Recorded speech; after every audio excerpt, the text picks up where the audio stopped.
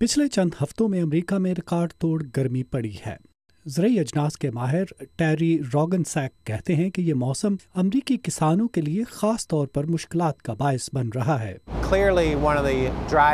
सन 1988 के बाद ये सबसे खुश्क साल है, जिससे मकई की फसल बुरी तरह मुतासर हुई है और आइंदा 3 हफ्तों में इसका असर सोयाबीन की फसल पर भी पड़ेगा।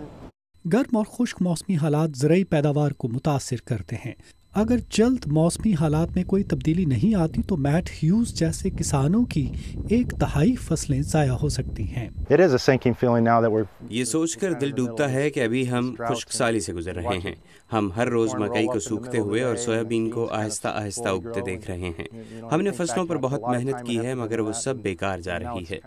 कम पैदावार का मतलब होगा कीमतों में इजाफा। पिछले चंद महीनों में मकई की कीमतों में 30 और सोयाबीन में 20% इजाफा देखने में आया है। इसका मतलब है रोटी, दूध और गोश्त से तैयार की जाने वाली अशिया की कीमतें भी बढ़ेंगी।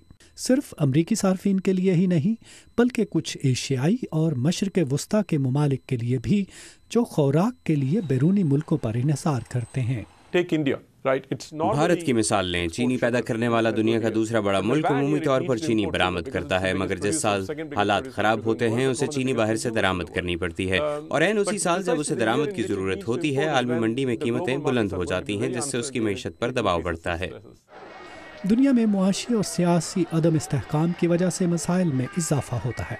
माहिरीन का ख्याल है कि अमेरिका में बारिश ना होने या गर्मी की शिद्दत में कमी ना होने की वजह से मुमकिना तौर पर खुराक की पैदावार में कमी आ सकती है, और ऐसे ममालिक जो अमरीकी अजनास की मुसलसल तरसील के आदी हैं, वहाँ शायद भूख और कहत की सी सूरत हाल पैदा हो जाए।